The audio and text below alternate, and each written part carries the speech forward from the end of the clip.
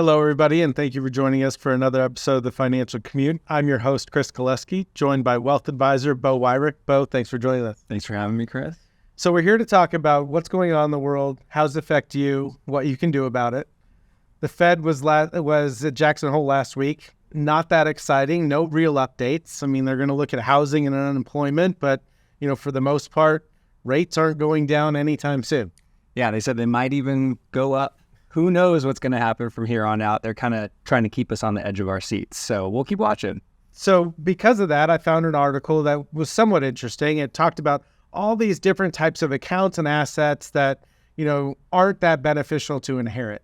I don't know about you, but if somebody wanted to leave me some assets, it might take a little bit of work, but I'm not going to complain too much about it. Yeah, that's not an order that you send back to the chef too often.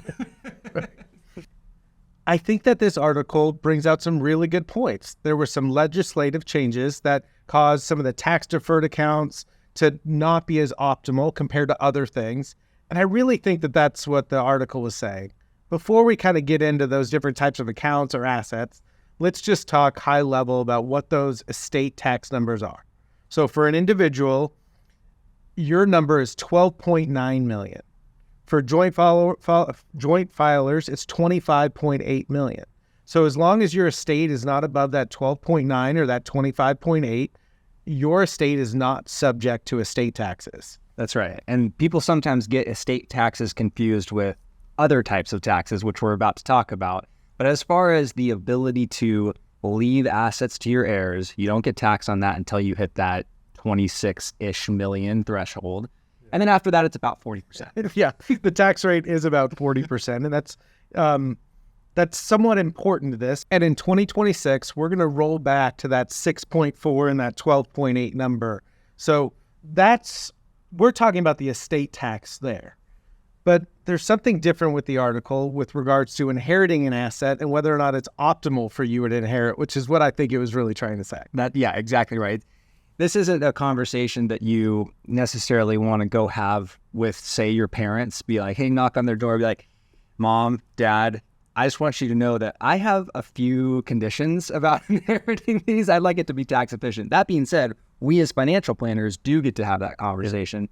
And we have to have that conversation pretty regularly. It's kind of one of the pillars of financial planning is estate planning. So, for example, let's say that you have a few different options of the types of accounts that you want to leave to your heirs.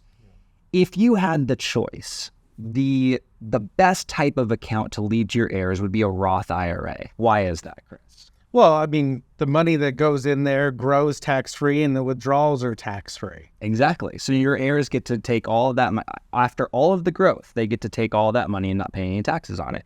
Okay, and then you have a typical brokerage or trust account that, it passes to them with the state tax laws, and then they get taxed on it. What's nice about the brokerage accounts, any non-retirement account, is that in most cases, upon the passing, the heirs get a step up in basis. Meaning your parents or grandparents might have bought Apple at $1, and it's worth, $500 today. If you inherit Apple, your cost basis is going to go from that $1 purchase price to the $500, the date that Apple is trading at on the date of that passing. So the step up in cost basis is really beneficial. And that's kind of what we're talking about when you're comparing some of these things. Exactly. And so you get to sell that share of Apple and pay no capital gains taxes on it. So the third option would be a tax deferred account. This is like your 401ks, your IRAs, your 403bs. And there's a little bit of complication on that because when you pass on a tax deferred account to a non-spouse, to an heir, they have to take that money out of that account over a 10-year period. Okay, well, that doesn't seem too complicated, but one of the things that we try to analyze with clients is, are your kids going to pay a higher tax bracket on those funds when they withdraw them than you would? And this is not a science. This is kind of an art. So here are some issues that could come up. Let's say that you're a retired individual, you're in your late 70s, your early 80s, and your income isn't that high. But if you passed away right now and your assets went to your son or your daughter, what if they're a high earner, that they're in the 35% tax bracket? Or say you live in Florida, you don't pay any state taxes, but your kids live in California, they're going to pay 13% income tax when they withdraw that. Those assets are going to get taxed at a higher rate when they're taken out of that account, depending on who takes them out. So this is the type of conversation that we want to have. For sure. And, not to make it about me or inheriting things, but if you just put it on my plate and said, hey, Chris, you got the choice to inherit a non-retirement account or an IRA, which one are you taking, considering the values were equal? I'm going to say the non-retirement account. So I get the step up in cost basis. I can sell those assets without having to pay any taxes. As opposed to the retirement account, I'm now forced to drain that over a 10-year period and pay all these taxes every time dollars come out. It's funny, I was just talking with a client the other day about this, and it might make sense for them to start withdrawing out of their retirement accounts today to build up those non-retirement accounts. And even as they're looking at their estate plan, when they're looking to gift money to charities at the end, they're looking to give the IRA, part of the IRA, to charities, because charities aren't subject to that tax. So there's a lot going on here. And tax deferred accounts, they're not as beneficial to inherit because this new law change as other things. But I'm sure the people inheriting it will still be pleased. And so that's a fun conversation to have. And with all of these estate planning topics, it's kind of like going to an orthodontist. It's something you need to do, but it doesn't feel good to talk about what happens when you pass away. The interesting one that I saw in the article was about real estate, right? And, we do a lot with regards to investing in real estate. And I know that a lot of people build their wealth with real estate. And the points that this article made was, if you've got real estate with high maintenance costs and then your heirs inherit this property or these assets, if it's not inherited in the right structure or gifted over time in the right way, all of a sudden the property gets reassessed for property taxes, high maintenance costs. It may not be as good of an investment as it once was. And even if, let's just say that it is done the right way, after a couple generations, there's now potentially 10 to 15 different owners of these assets, all with different needs and wants. And are they going to be on the same page? That's why investing in a fund type structure can be so much easier. People can, receive their portion of the fund, get a step up in cost basis, not have to deal with, what did you mention to me earlier? The 3 T's. Yeah, there's toilets, tenants, and trash. Right, the toilets, tenants, and trash. They don't have to deal with the maintenance and operating costs, but they can own their share. And then as that winds down, they can do what they want with those proceeds. So I thought real estate, as that's a, one of those assets that people look at to how to build generational wealth. It is true. Real estate can be a great way to build generational wealth, but it can be a challenging asset to inherit. And like you said before, all else being equal, if I had my choice on whether or not I wanted to inherit a real physical building that I have to maintain and deal with the tenants, trash, and toilets, or if I could inherit a managed fund of diversified real estate where I don't have to do anything except cash checks, I'm going to choose the latter. I like the idea of being a passive investor, all else being equal. And so I think one of the things that we run into a lot with our clients is that they inherit properties, but they have to share the ownership with their siblings or their cousins or this kind of thing. And there's just a lot of complexity with that when you have to make decisions with other family members. And so having real estate in funds that is fungible, that can be divided, among heirs, it's a lot cleaner, because then your heirs get to decide what they individually want to do. Yeah, and it's just worth having a conversation with us and potentially your estate planning attorney around this. What is your goal? What is your intention?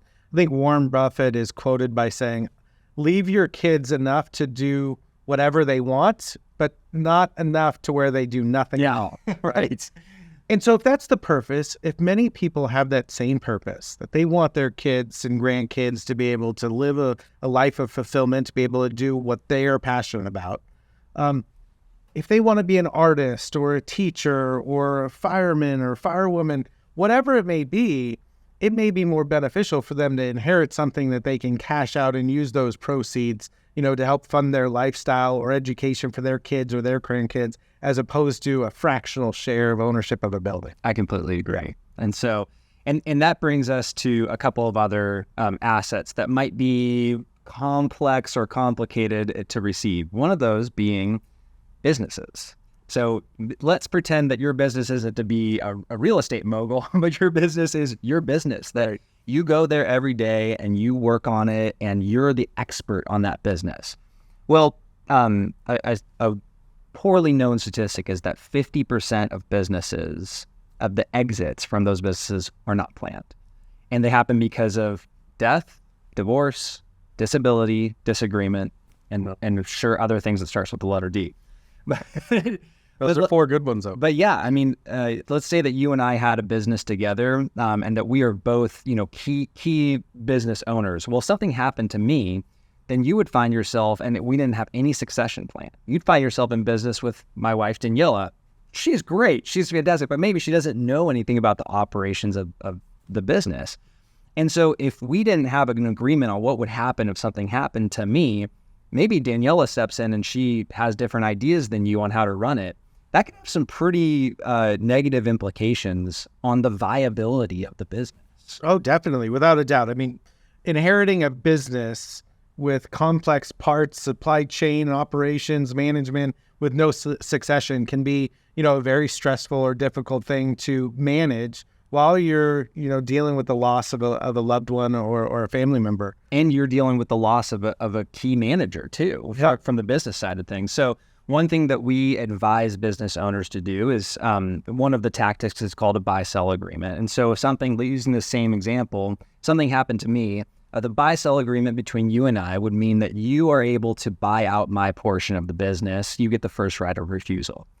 And then you fund that with, say, a life insurance policy that's valued enough, that has a death benefit that's high enough to buy my half of the business. So we advise business owner clients on this, make that process clean, because you, Chris, are going to have enough to deal with trying to revamp this business, losing your partner. Yeah. You need to have some liquidity. You need to have some cushion in that. Yeah, and I'm sure Daniela, if she was to lose you, wouldn't want to have to deal with the nuts and bolts. Exactly. Maybe she would. Give her something to think about. Yeah.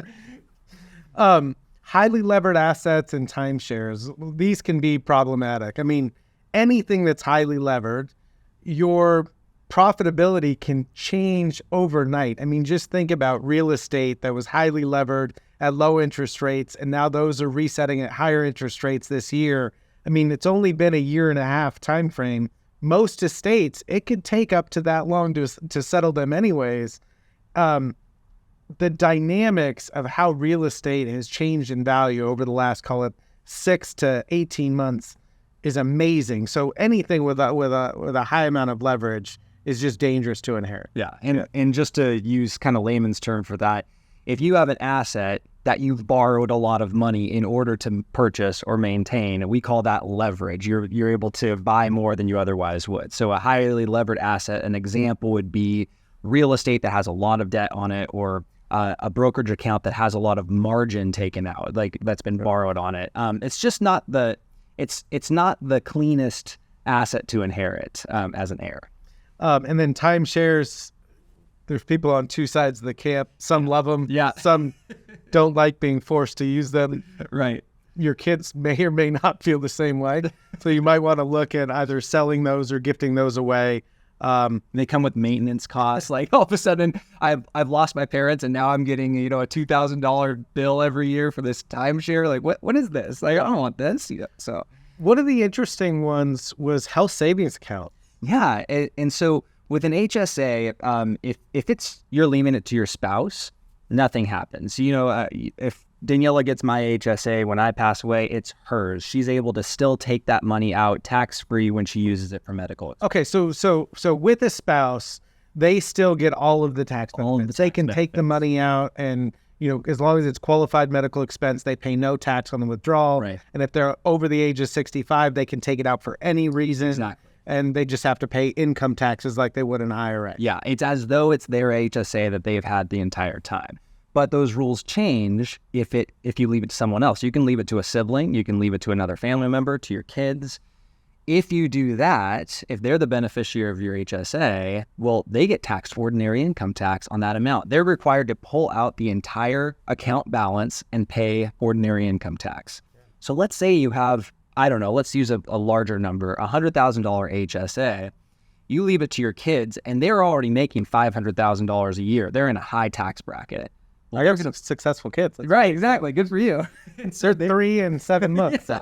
Good. And so they're going to take a $100,000 ordinary income disbursement. They have to pay about 50% tax. That's fascinating. I mean, health savings accounts are often something that, we don't think of the forefront when we're having these conversations, but that's a perfect asset that goes to your spouse first and then potentially a charity or an organization second, because it's not likely that you're going to have a health savings account that's worth several $1,000,000 or even, several $100,000. They're relatively new instruments and people are learning how to use them right now. Right. Yeah. And you tend to withdraw from them a lot more than you would another tax deferred account like a Roth IRA or something. You're using it as you go. So like you said, once you're over the age of 65, you can actually pull out funds from your HSA for any and all reasons. Yeah. And so it's something to consider, tax-free.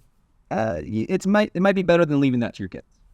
Beau, this has been a fun conversation around life, legacy planning, and inheritance.